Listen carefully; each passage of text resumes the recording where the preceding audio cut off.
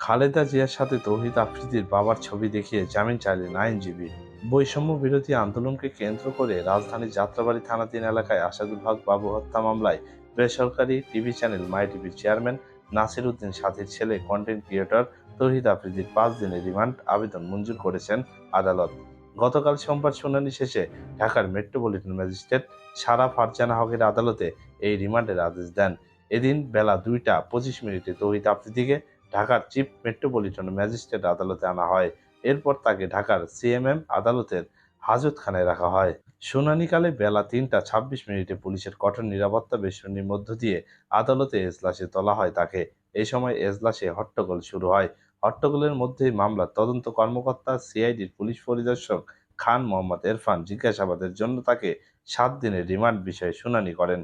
Remand আবেদনে তদন্ত কর্মকর্তা উল্লেখ করেন, আসামি তৌহিদ আফ্রিদি ইউটিউব ও সামাজিক যোগাযোগ মাধ্যমে দেশ ও বিদেশে একজন আলোচিত কন্টেন্ট ক্রিয়েটর ও মাই টিভি চ্যানেলের পরিচালক হিসেবে গুরুত্বপূর্ণ পদে থেকে বৈষম্য বিরোধী ছাত্র জনতার আন্দোলনে বিগত পতিত সরকারের বিশেষ সুবিধাপ্রাপ্ত ও আজ্ঞাবহ হয়ে ছাত্র জনতার বিরুদ্ধে অবস্থান নেয়। জুলাই আন্দোলনে স্বৈরাচারীর পক্ষ নিয়ে তিনি সেলিব্রিটি ও অন্যান্য কন্টেন্ট ক্রিয়েটরদের দিয়ে আন্দোলন বন্ধের জন্য পরিচিত করেন এবং যারা দ্বিমত পোষণ করেছে তাদের বিভিন্ন হুমকি ও ভয়ভীতি দেখিয়েছে মর্মে জানা যায়।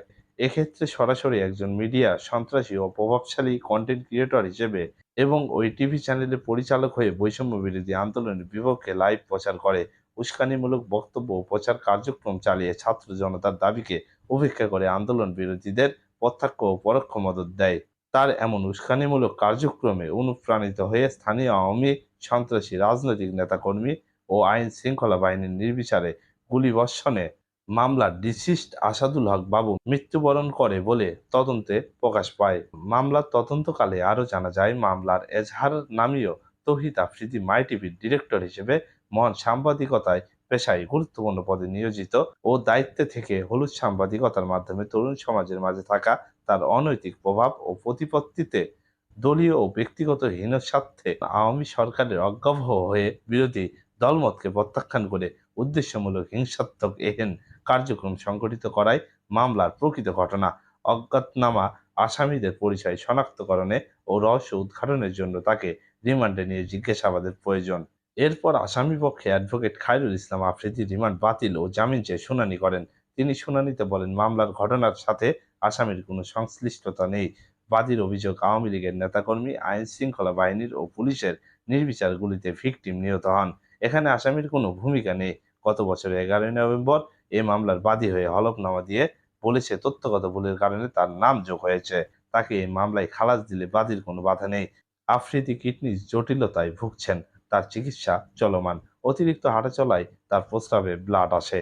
এছাড়া তার ওয়াইফ স্ত্রী প্রেগনেন্ট। মানবিক বিবেচনায় আসামির জামিন মঞ্জুর করা হোক। এরপর রাষ্ট্রপক্ষ বাদীর আইনজীবী ইব্রাহিম খলিল ঢাকা মহানগর আদালতের অতিরিক্ত পাবলিক প্রসিকিউটর শামসুদ্দোহা সুমন, ঢাকা বারের সিনিয়র সহ সাধারণ সম্পাদক জহিরুল হাসান মুকুল রিমান্ডের পক্ষে শুনানি করেন। শুনানিতে তারা বলেন, এই আসামি লাইভে এসে আওয়ামী লীগ, যুবলীগ, ছাত্রলীগ আন্দোলনকারীদের উপর নারকীয় হত্যাকাণ্ড করতে উৎসাহিত করেন। তাকে রিমান্ডে নিলে জানা যাবে কারা এই হত্যাকাণ্ডের সাথে সম্পৃক্ত, কার কি নির্দেশনা ছিল, কারা অর্থদাতা ও অস্ত্রদাতা। এই আসামি ডিবির হারুনের সাথে একাধিক লাইভ করেছেন। এ সময় তারা আফ্রিদির 7 দিনের রিমান্ড মঞ্জুরের আবেদন করেন। পরে আবারও আসামি পক্ষের আইনজীবী আদালতকে জানান, আন্দোলনের পক্ষে ছিলেন আফ্রিদি। আন্দোলনের সময় ছাত্রদের পক্ষে তার একাধিক পোস্ট আছে। এ সময় এজলাসে ফের হট্টগোল শুরু হয়। আসামি পক্ষের আইনজীবী খালেদা জিয়ার সাথে আফ্রিদির বাবা নাসির উদ্দিন সাথীর ছবি দেখিয়ে বলেন, আসামির আসামির আলাদা রাজনৈতিক কোনো পরিচয় নেই। তার বাবা ব্যবসায়ী, কোনো রাজনৈতিক দলের পদপদবি নেই। আফ্রিদির কিডনিতে জটিলতা আছে জানিয়ে তাকে আনা নেওয়ার ক্ষেত্রে আদালতের কাছে অ্যাম্বুলেন্স সুবিধা চাওয়া হয়। এরপর আদালত তার জামিন আবেদন নামঞ্জুর করে 5 দিনের রিমান্ড মঞ্জুর করে আদেশ দেন। শুনানি শেষে এজলাস থেকে হাজতখানায় নেওয়ার পথে আফ্রিদিকে পেটে হাত দিয়ে খুঁড়িয়ে হাঁটতে দেখা যায়। এ সময় আবারও হট্টগোল দেখা যায়। তো এই ছিল আজকের ভিডিওটিতে। এমনই নিউজ পেতে আমাদের চ্যানেলটি সাবস্ক্রাইব করে দিন পরবর্তী ভিডিওর নোটিফিকেশন পাওয়ার জন্য। ধন্যবাদ।